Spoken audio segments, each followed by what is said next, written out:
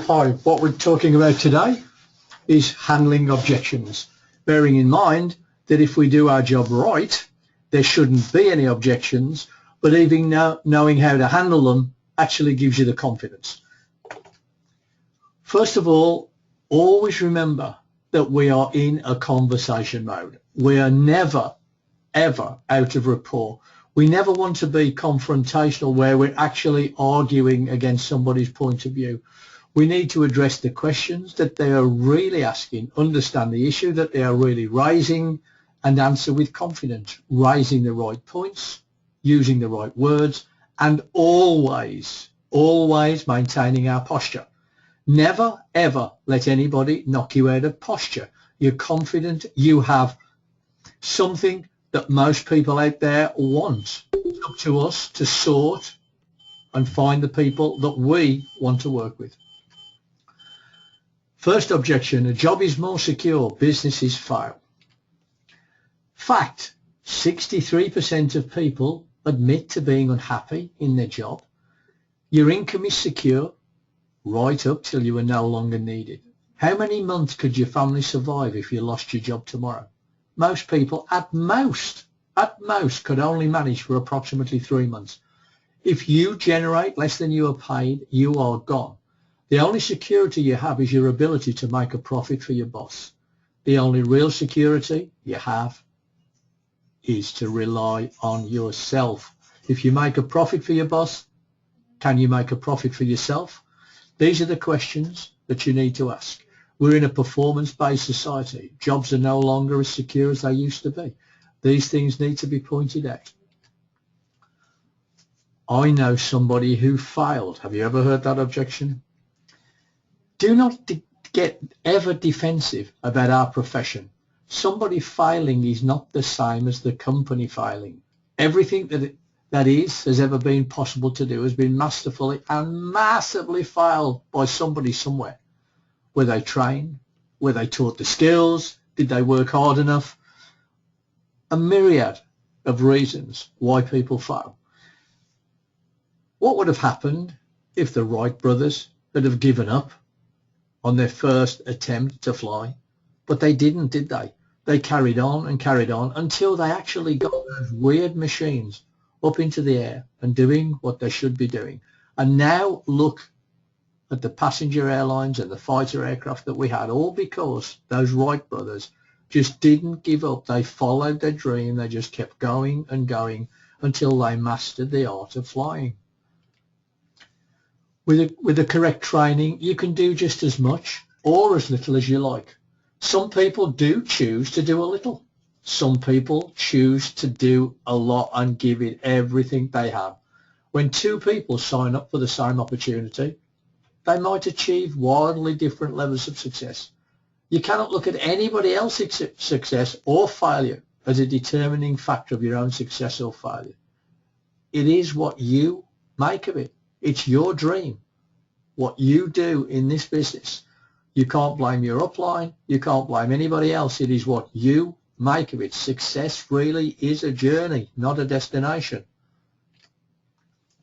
Objection, I do not like selling. Let's just look at what Zig Ziglar says. You will get all you want in life if you help enough people get what they want. The picture there really epitomizes what most people think of salesmen. It might not be true, but that's what people think of salesmen. So they imagine them to be sleazy, pushy, immoral, dishonest, at worst insincere.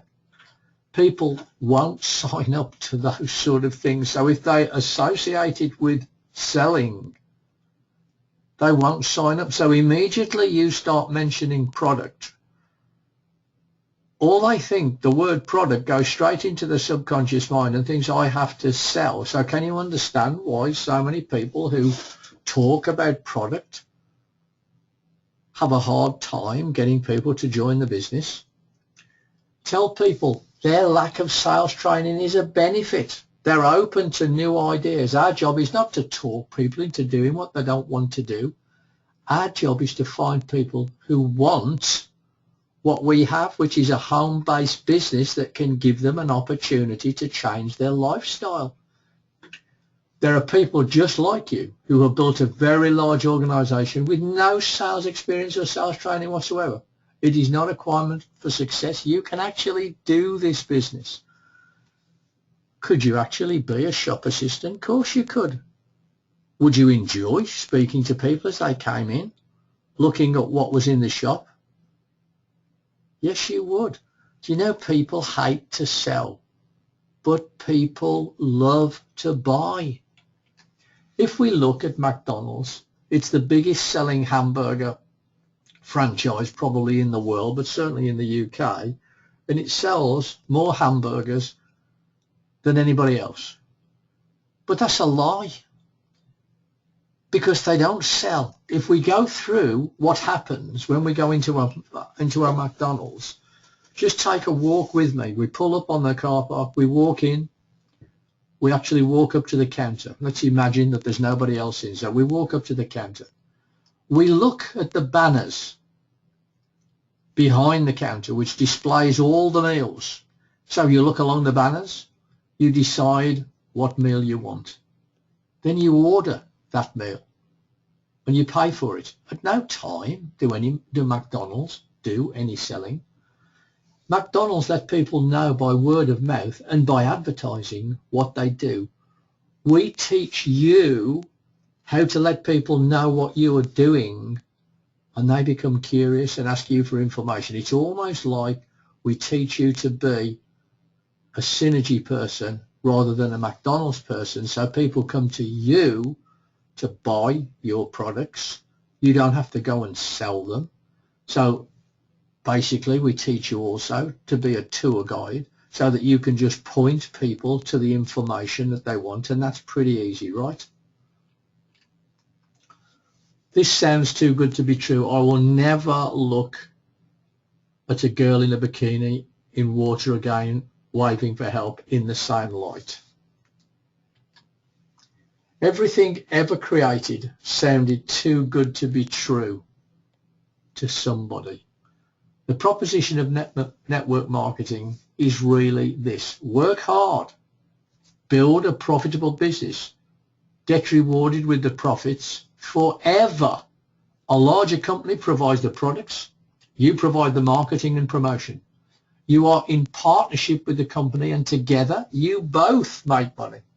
This is not a lottery.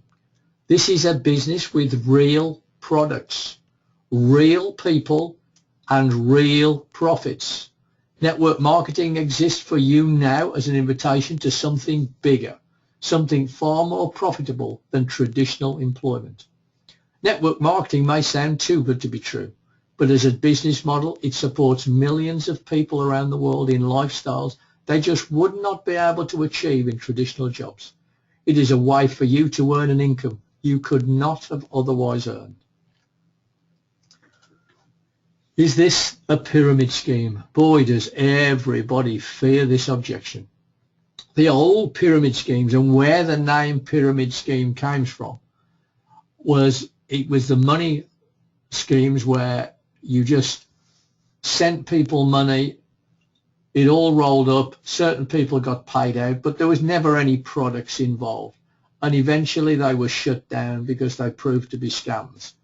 But if you look at any business, it has a CEO, president or directors, vice presidents, managers, team leaders, hard-working employees. Every company is set up like a pyramid scheme. So don't be afraid of this objection, because we know that pyramids are illegal, but maybe deal with it like I deal with it. When they say, is this a pyramid scheme? I just joke and say, wow, you're sharp. You've obviously spotted the sand on my shoes. And I say, look, have you ever tried selling pyramids in this economy? Believe me, there just is no money in it. Even Lord Sugar can't justify paying for a pyramid to be built in, to be buried in, rather than a grave. It just isn't a viable proposition. And they look at you and laugh. But deal with it the other way if you're not that type of person. The good news is, look, pyramid schemes are illegal. People go to jail for starting and running pyramid schemes. Am I talking to you from jail? Am I phoning you from jail? No, I'm not. Do you think if they were illegal, that these things would be allowed to run in the UK where things are really tightly governed. Network marketing schemes are alive and well. Network marketing has so far allowed millions of people to escape their boring jobs and set their own direction, and it will help millions more in coming years. A pyramid is the strongest shape known to man. Structure of your family tree. You, your mum and dad, your grandparents, and so it goes on. It's just a word that people use to describe something, so don't be frightened of it. It's the structure of the management of the company you work at. It's the structure of government, of the military. Some of the companies that use the process to sell of their products use network marketing. Some of these names might frighten you and startle you. Virgin, Colgate, Citibank, Microsoft, Toyota, Gillette, household names use network marketing to move some of their products. I don't have the time.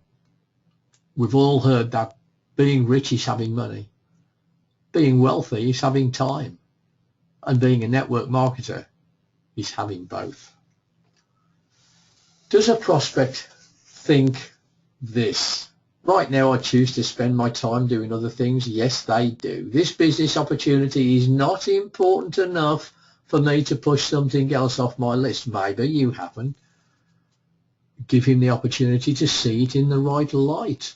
If you've been banging away at products, company and compensation plans, he's going to say, I haven't got time, because that's a way of telling you that's it, finish. But that isn't really what he's saying. It's telling you that it's not a big enough priority for me to move my time around. The whole point about this business is that it allows you to have more freedom and time to do more of what you really want to do. Everyone starts with 24 units of the same currency. It's not that you don't have time. It's how you prioritize that time and what you spend your time doing with those 24 units of currency. If you don't have time, that's probably an indicator of the quality of choices that you are currently making. If you don't have 30 minutes free each day or just 5 hours per week, you are doing it wrong. I would recommend looking very hard at the number of hours you spend in work, away from the people and the activities that you really do love. Does that not sort of tell you something with your current plan, that life is about spending time and doing things with the people that you want to and that you love? Let's just explain about time leverage, because sometimes when you understand this, it helps you to understand the real benefits of our business.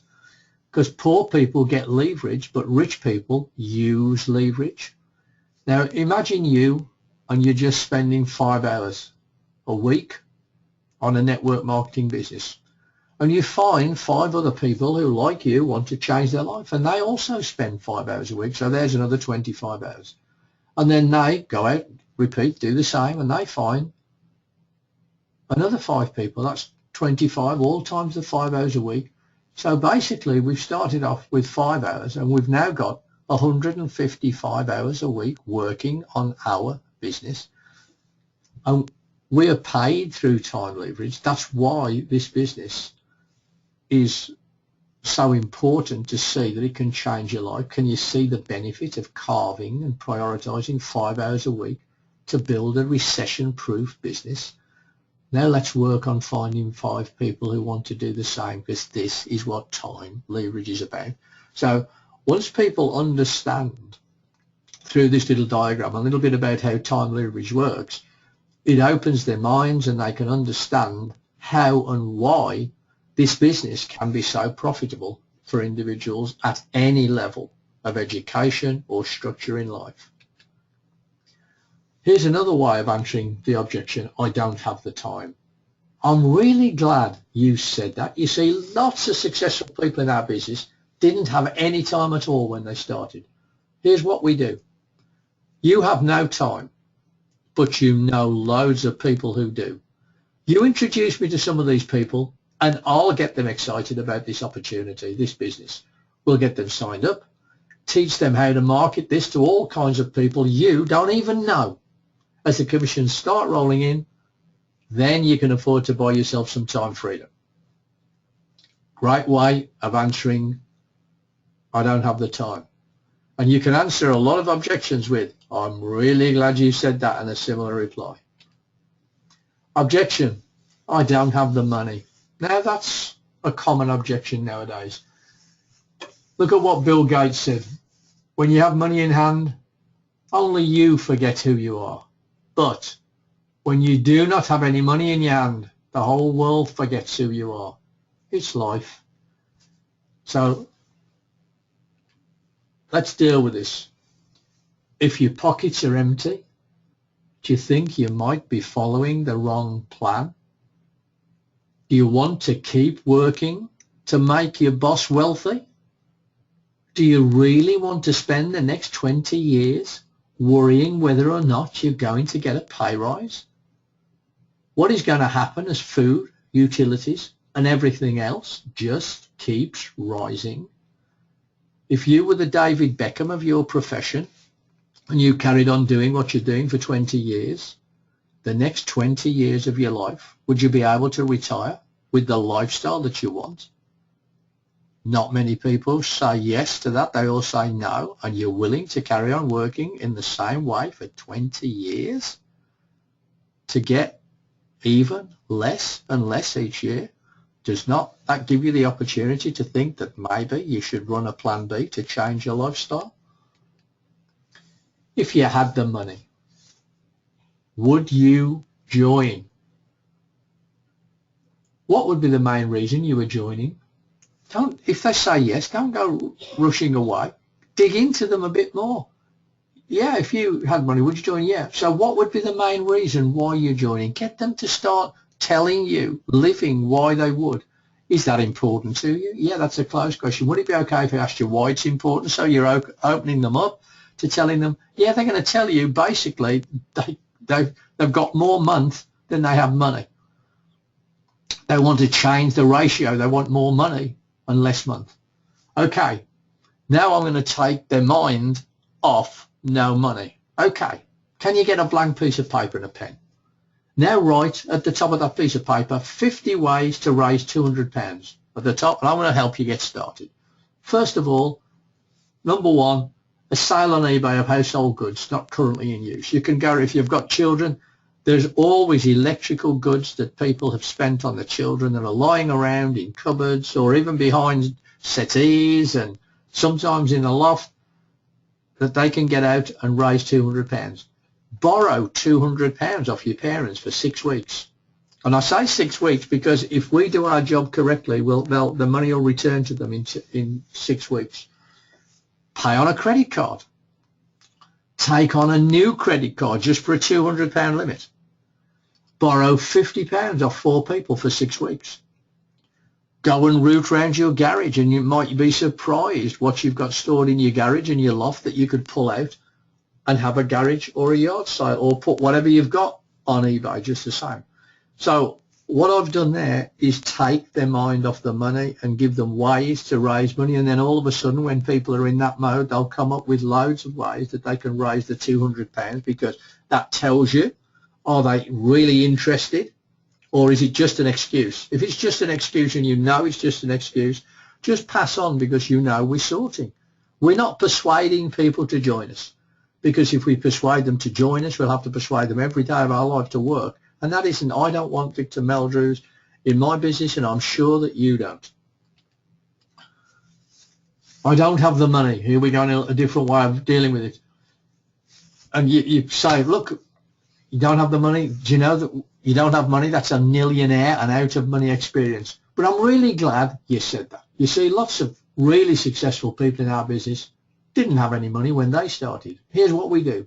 You have no money, but you know people who do. You introduce me to some of these people, and I'll get them excited about this opportunity in this business. We'll get them signed up and direct that commission to you. So now you have money. Here's another way. I don't have the money. Any home-based business is a must for anybody who wants to pay tax like the wealthy. Warren Buffett's secretary pays more tax than he does. Does that not sort of raise a question about the way the rich pay tax and the way the poor pay tax? If you received approximately £400 each month extra to spend, would that make a difference to your budget at the moment? That's approximately what you get in tax relief for just having a home-based business. Do you not think the government ought to make you aware of the fact that you can have tax allowances totaling about £400 on money that you're already spending just for having a home-based business? Do you not think if everybody ran a home-based business that it would help the economy as well? But we're used to foolish decisions by the government, aren't we? Do you want to keep giving your money to the taxman? Does that make you feel good at the end of each month, knowing that you've given the taxman £400 more than he should have had? You could run a home-based business with a free healthcare plan and still be in pocket. Do you think this is a sensible option? We've heard this, haven't we? It's just not for me. It just doesn't ring my bell. It just doesn't float my boat. I'm just not interested. I'm really glad you said that. You see, this business is specifically designed for uninterested people. Even though you have no interest in what we have to offer, I can assure you that you know quite a few people who would be interested and that you can introduce me to. Now, you can remain without interest all along the way, but I will teach some of those people how to market this business. As they are generating revenues for the company will keep sending you override checks to your bank while you are still being uninterested. So let's get you set up, point me at some people you know, and I'll take it from there. Feel, felt, found is a universal way. It's an all-in-one, it's a catch-all of answering any objection if you just know how to use the feel, felt, found. And these are the magic words that can be used to diffuse an objection or to reinforce their positive observations. It takes you from a position of arguing your point against theirs to a position of agreeing with them, which diffuses their concerns and helps people to see that they are on the same page as you. Now they feel they can trust your opinion because it resonates with your own. It goes, somebody gives you any objection like money. I know exactly how you feel because when I was shown this business, I was finding things tight and I felt exactly the same way. But I found when I investigated this opportunity, the benefits far outweighed the fact that having to pay a little bit of money up front for a business that could change my lifestyle.